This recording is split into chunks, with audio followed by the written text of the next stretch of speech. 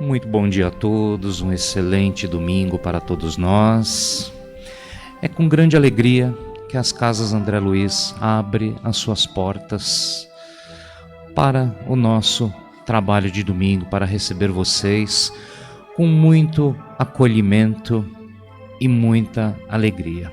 Lembrando que este ambiente, ele já vem sendo preparado há muito pela nossa equipe espiritual, que já está desde cedinho aqui, harmonizando o ambiente, preparando com as energias salutares para receber a todos com todo esse acolhimento e toda essa paz. Para que a gente possa sintonizar com essa equipe espiritual que há muito está aqui, nós iniciamos os nossos trabalhos com uma prece. Então, para aqueles que se sentirem mais à vontade, podem fechar os seus olhos apenas a título de concentração. Imaginar a figura meiga do nosso querido e amigo Mestre Jesus, que sempre nos acompanha, que sempre está conosco. Pensar em Deus, trazê-lo para dentro de nosso coração e iniciar esta manhã pedindo muita paz, muita luz, saúde. Que Deus e Jesus nos dê sempre sustentação para seguir em frente, para que a gente possa enfrentar com coragem, determinação, os desafios da vida. Que a bênção do nosso querido Mestre Jesus esteja sempre conosco, nos apaziguando os corações, nos trazendo muita paz e tranquilidade, para que possamos entender tudo aquilo que a vida nos oferece. Que a paz e a bênção de Jesus estejam com todos, que todos sejam abençoados e iluminados por Deus. O tema da palestra de hoje é Expiações e Provas, um tema tirado do livro Evangelho segundo o Espiritismo, no capítulo 3, itens 13 a 19. E quem fará a exposição do tema para nós é a Rúbia. Rúbia, seja muito feliz nas suas explanações. Muito obrigado. Queridos irmãos, queridas irmãs, que Jesus derrame sobre nós as suas bênçãos para que a nossa mente e o nosso coração possam assimilar bem os seus ensinamentos. É nas páginas do Evangelho de Jesus que nós temos colhido inspirações para a nossa vida terrestre. E nessas mesmas páginas é que nós buscamos os meios para nortear os nossos passos. No seio da Boa Nova, nós encontramos uma expressão muito importante de Jesus quando ele nos diz: não se turbe o vosso coração. Crede em Deus, crede também em mim. Porque na casa do meu Pai há muitas moradas. Essa expressão contida no Novo Testamento tem servido de reflexão para diversas religiões nascidas do cristianismo. Mas, muito antes de Jesus, a questão das moradas siderais, como o mestre disse, há muitas moradas na casa do meu Pai, já despertava a preocupação dos povos mais remotos. Narra-se que os velhos chineses atiravam com seus arcos flechas incandescentes na direção das estrelas, acreditando que conseguiriam atingi-las com suas setas incandescentes. Outros povos, também remotos, consideravam as estrelas como sendo morada dos deuses ou de povos abstratos. Muitos povos ainda viam nesses corpos luminosos a morada de seres espirituais elevados. Até o dia que chegaram no nosso mundo terreno os astrônomos e, dando seus primeiros passos no campo das ciências, e se utilizando de lunetas muito simples, conseguiram acompanhar o movimento desses corpos existentes no universo. E as primeiras observações que foram nos chegando nos trouxeram explicações do que então acontecia no espaço. A observação do espaço sideral, então, começou a se tornar mais fácil. Mas as ciências manteriam suas dúvidas acerca da vida ou não nesses globos espalhados pelo espaço.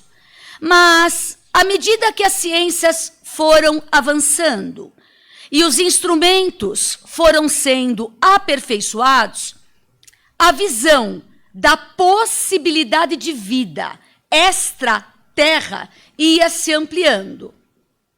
Apesar do temor da ciência em fazer tal afirmação sem que a pudesse comprovar, sem que a pudesse demonstrar. Na década de 1970, um notável astrônomo inglês examinou materiais que chegavam do espaço incrustados em satélites.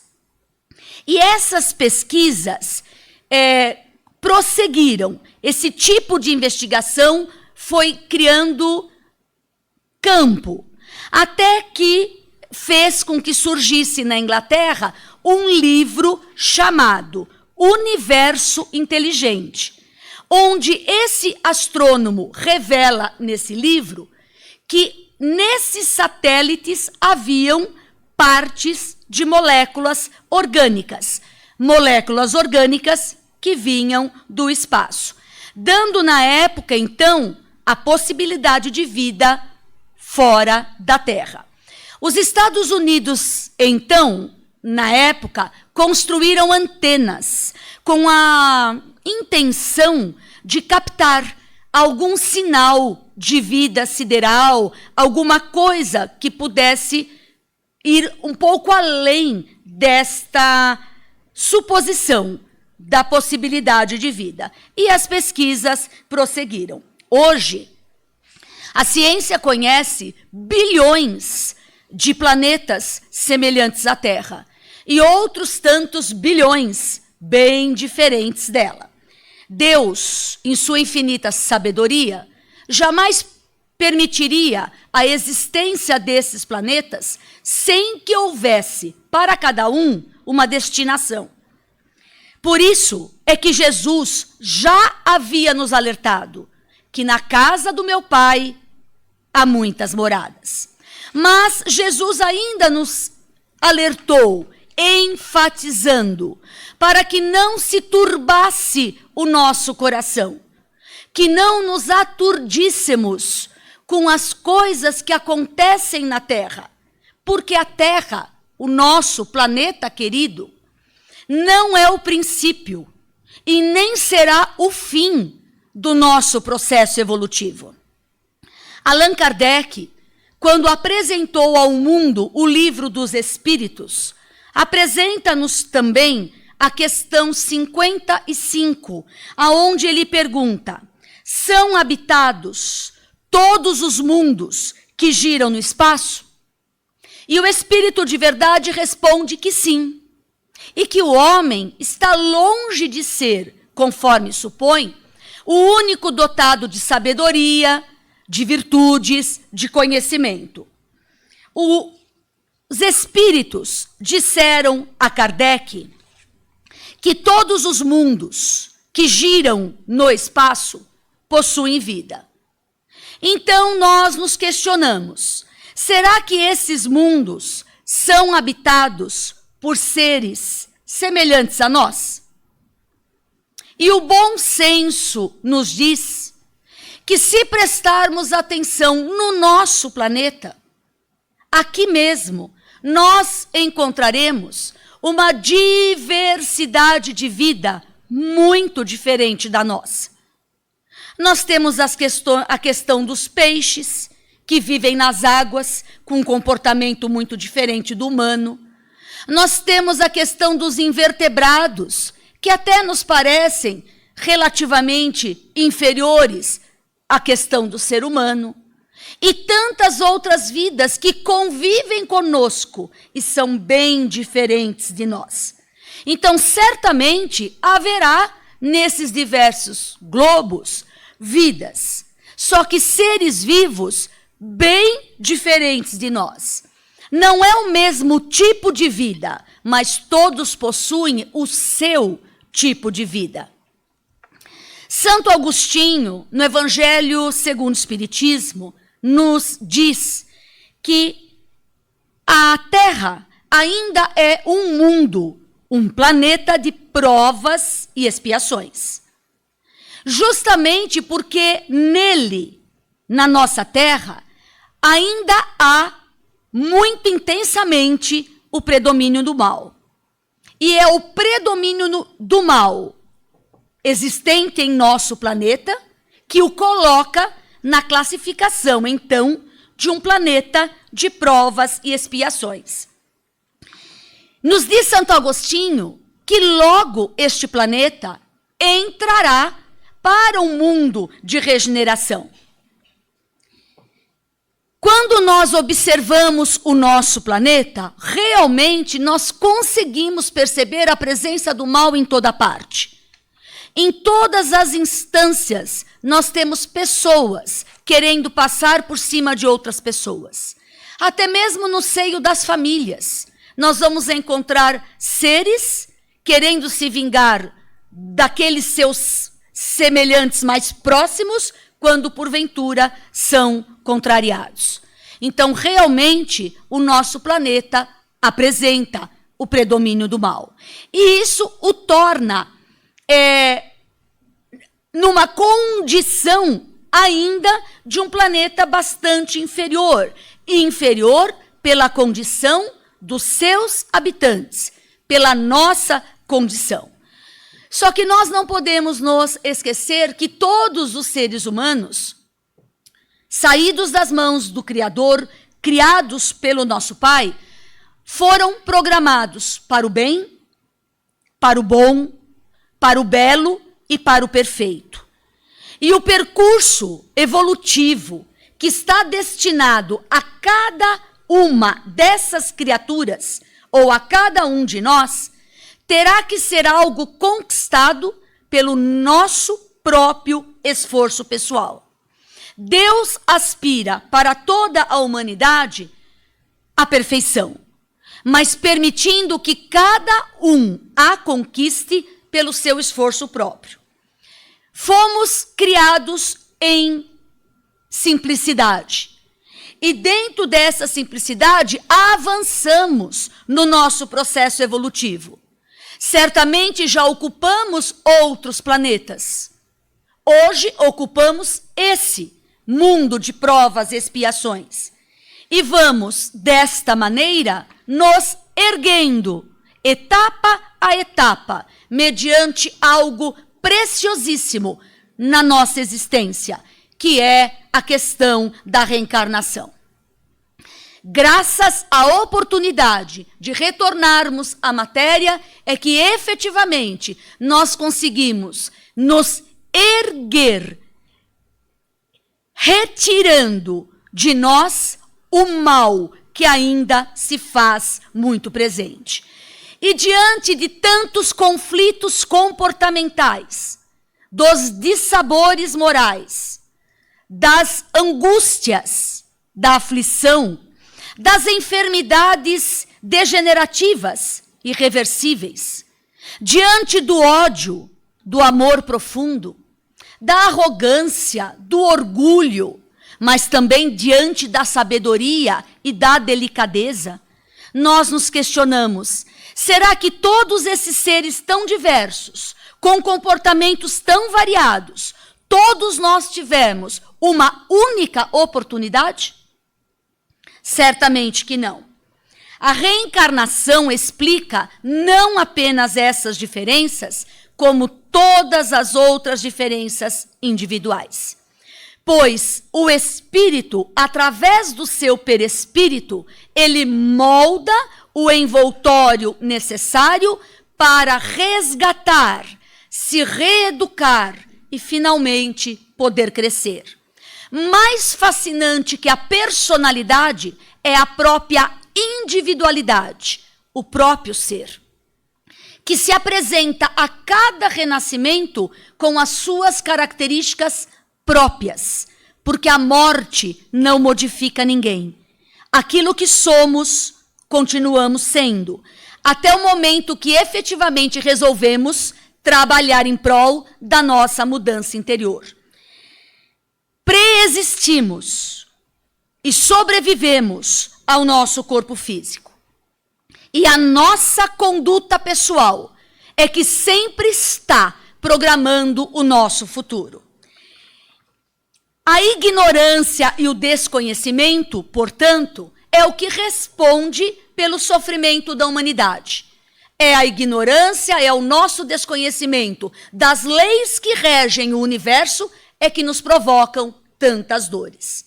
À medida que procuramos nos esclarecer, à medida que procuramos nos informar, conseguimos nos elevar. Então, a nossa evolução depende muito do nosso esclarecimento. E, junto com o esclarecimento que propicia a nossa evolução, nós conseguimos desenvolver o potencial de amor que existe em cada um de nós. O conhecimento da reencarnação, portanto, confere a nós uma responsabilidade enorme, porque nos traz a conscientização, nos traz a consciência de que o nosso processo evolutivo ocorrerá mediante a nossa decisão pessoal. Quando a seleção do bem não ocorre, o sofrimento se instala, ocorrendo, portanto, a necessidade de transformação por meio de processos dolorosos. Muitas vezes nós nos perguntamos, por que pessoas boas, generosas, dedicadas ao bem sofrem? Enquanto vemos simultaneamente, muitas vezes, pessoas más que parecem felizes e tranquilas, como se a consciência não lhes cobrasse absolutamente nada. Acontece que as aparências não retratam a realidade. Dão ideia daquilo que é projetado, não daquilo que ocorre realmente. Além disso, as pessoas boas e generosas de hoje podem ter sido as pessoas más de ontem, que por uma questão de consciência e de entendimento, optam por um processo de renovação, por um processo de modificação, retornando ao palco das experiências terrenas neste processo reparador. Quando desencarnamos, nos damos conta de todo o mal que praticamos. Nos damos conta de todos os desequilíbrios que provocamos no universo e que, consequentemente, provocamos em nós. Desequilibrando-nos com as leis universais, que são as leis divinas, nós nos desequilibramos também. E, mediante esse desequilíbrio, sentimos necessidade da reparação, do resgate e, efetivamente, do encontro com a paz. E por isso rogamos a Deus a oportunidade do retorno à experiência terrena. E imploramos a Deus que nos conceda um novo corpo físico para que possamos retornar e fazer tudo diferente. As leis que regem o universo são as mesmas para todos. Então, aquelas pessoas que nós, às vezes, percebemos que praticam o mal, que aparentemente não lhes incomoda, experimentarão períodos ou processos de aflição. Porque essas leis que regem o universo são iguais para todos. E o desequilíbrio que a maldade causa para todos. Porque tudo quanto fazemos exerce um efeito equivalente. Então, se fazemos o bem, o efeito é do bem. Se praticamos o mal, o efeito é do desequilíbrio. E tudo isso graças à lei de causa e efeito.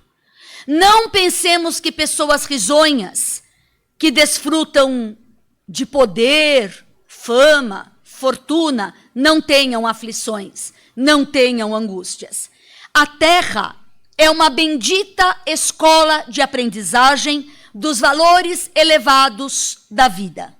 É aqui que nós vamos aprender sobre coisas que ainda não detectamos. Portanto, ninguém vive no nosso planeta sem as marcas profundas do sofrimento. A humanidade terrestre, portanto, é ainda, na condição de mundo de provas e expiações, constituída por espíritos enfermos, que precisam desenvolver os sentimentos nobres que ainda se encontram adormecidos. Devemos, portanto, nos escorar na prece, sempre que as nossas dores forem maiores que a nossa resistência. Não devemos permitir que o desânimo se instale em nossos sentimentos, nem que os pensamentos pessimistas e perturbadores criem teias depressivas em nossa conduta emocional. Nos encontramos em processo de desenvolvimento. Não devemos esperar a modificação no outro. Devemos cuidar de nós, sermos o exemplo no trabalho de renovação interior. E o nosso esforço nesta busca de se melhorar, de se renovar, produzirá efeitos benéficos. O livre-arbítrio corresponde à liberdade do indivíduo para fazer as suas próprias escolhas. Somos dotados de livre-arbítrio e, portanto, optamos por aquilo que queremos realizar. O progresso da humanidade tem, por princípio, a lei de amor, justiça e caridade. E a aplicação desta lei tem como base a certeza do futuro. Somente a lei de amor, justiça e caridade pode curar as chagas da sociedade. As leis de Deus encontram-se em nossa consciência. Portanto, não estamos desamparados para saber a escolha que deveremos ter. A maneira de manusear o nosso livre-arbítrio. Não estamos sozinhos, porque as leis de Deus estão escritas em nossa consciência. E cada vez que fazemos algo errado, estamos infringindo essas leis. O homem, portanto, é o causador da sua própria infelicidade, do seu sofrimento. Somos, muito entre aspas, punidos pelas infrações que cometemos em cada existência terrena. Cada vez que desrespeitamos a lei de Deus, fizemos algo errado. E automaticamente, infringindo essas leis, acarretamos para nós uma espécie, muito entre aspas, de punição. Os males decorrem, portanto, dessas infrações. Nossa infelicidade terrena é consequência de um primeiro desvio do caminho certo. Dessa forma, somos juízes da nossa própria sorte. E podemos prolongar o nosso sofrimento sempre que persistirmos no mal. ou podemos abreviá-lo quando decidirmos optar pela prática do bem.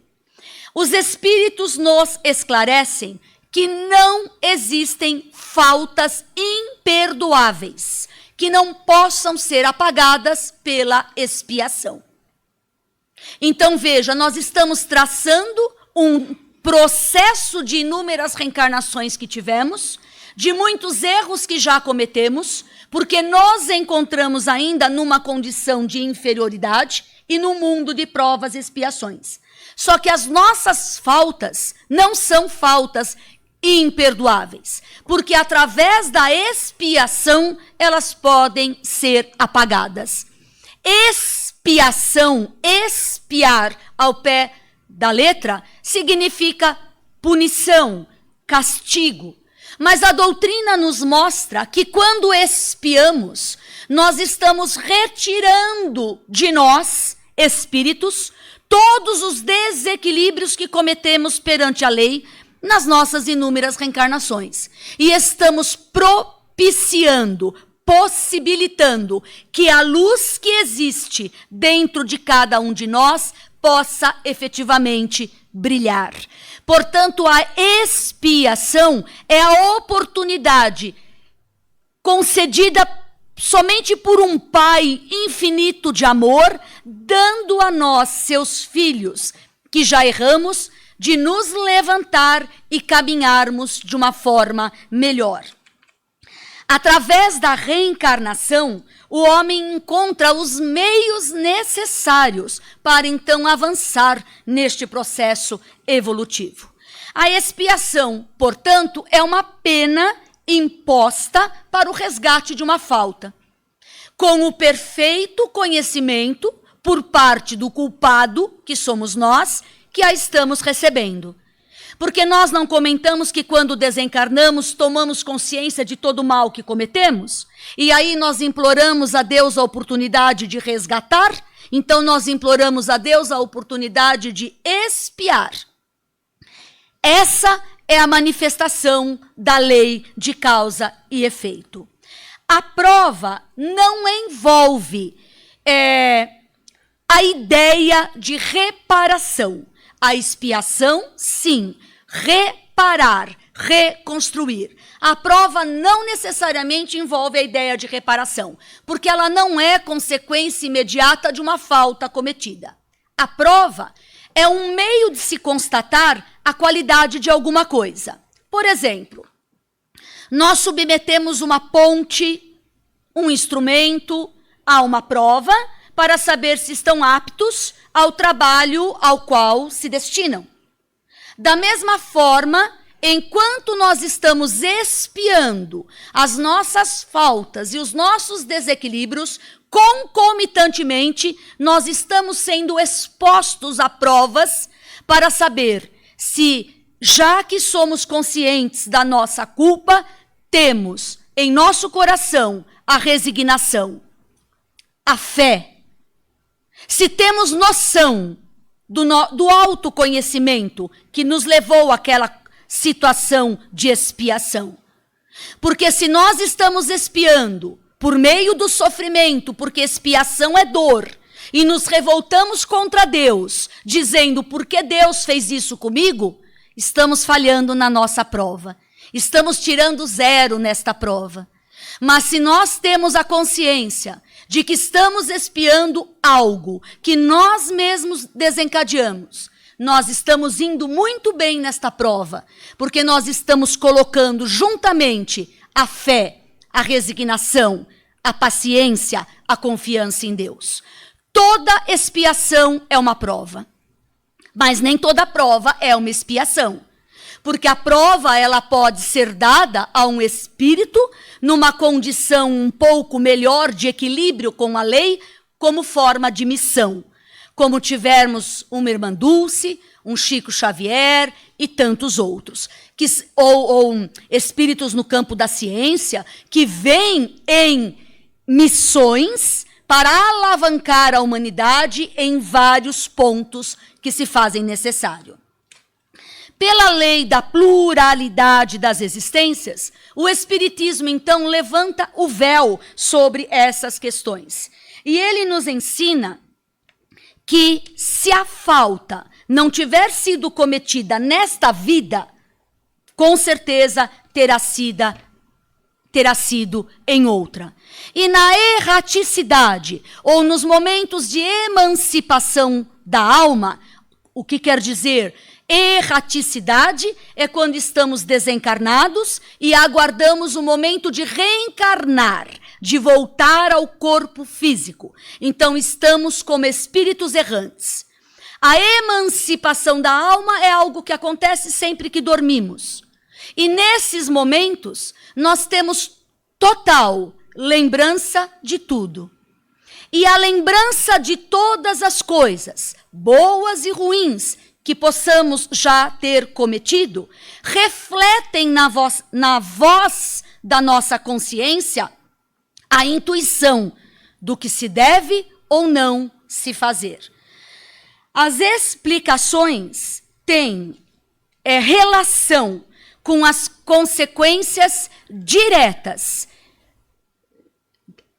das atitudes, das ações, das opções que cada pessoa escolheu para si.